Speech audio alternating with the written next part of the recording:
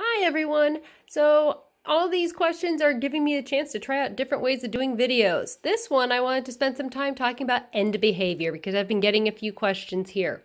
So I'm going to try this. I'm going to zoom in kind of on each graph and talk about a couple things related to end behavior and just polynomial function graphs in general. But here's all four of them. Now we're going to start up here and there we go. All right, so the first thing I want to talk about is the end behavior and a couple things that we know about it related to the end behavior. First of all, we know that we have a positive leading coefficient because the graph in this case is opening upward. Both ends of the graph are going the same direction. And that also means we have an even function. Even functions have their ends going the same way. So if as x approaches negative infinity and as x approaches positive infinity, the y values are both going to positive infinity. It means there's a positive leading coefficient, but we know that from studying parabolas. Now let's talk about a couple other things. You also have to talk about how many times do you have a real zero? Where does it cross the x-axis, or how many times at least? We can see here it crosses 4 times. 1, 2, 3, 4. We don't care about where they are yet. We'll get to that later, but not today. Then we also talk about maximums and minimums. We have absolute ones, or those are also called extrema. We have absolute ones, the absolute lowest point or highest point. Even functions will have that. Odd functions will not.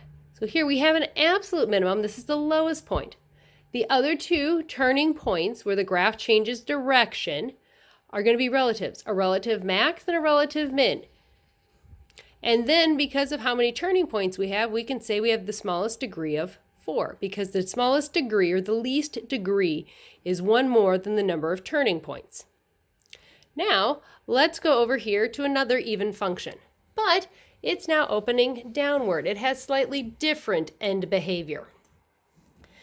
All right, so we're going to say it has a negative leading coefficient because x is approaching negative infinity or positive infinity, and this time it's opening down. The y's are getting smaller and smaller.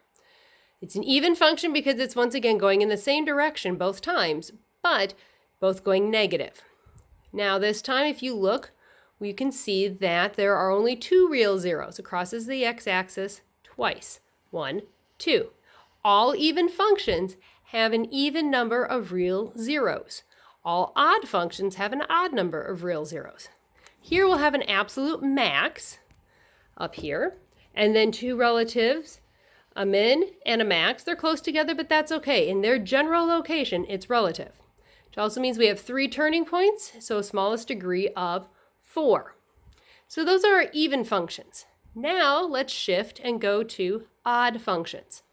We'll start down here, and our odd function has a whole lot going on in the middle. End behavior-wise, you notice as the x's get smaller, the y's get smaller. As the x's get bigger, the y's get bigger. If it's going in opposite directions and the x and y's have the same signs, it's an positive leading coefficient. It's an odd function, but has a positive leading coefficient.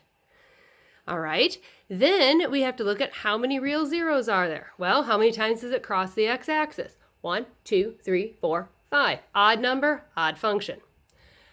Odd functions will only have relative extrema, relative mins and maxes, or occasionally hear it referred to as local. So you have a relative max, a relative min, a relative max, a relative min. There are 4 turning points, which means our least degree or our smallest degree is one more than that, and it's 5. So that is a odd function with a positive leading coefficient. Now let's go over to our last example. Another odd function. The ends are going off in opposite directions from each other.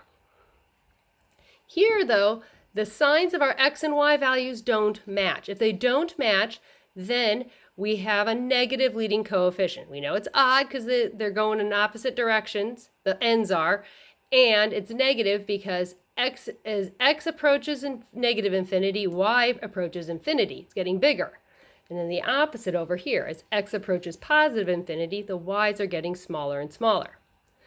Here we have 3 real zeros, crosses the x-axis 3 times. 1, 2, 3. And it's again relative min and a relative max. A relative min right here and a relative max over here. 2 turning points means a smallest degree of 3. But that helps clear up a few things, a few questions you have about end behavior of functions, and also just a couple of things we've been talking about as we analyze the graphs. Thanks for watching.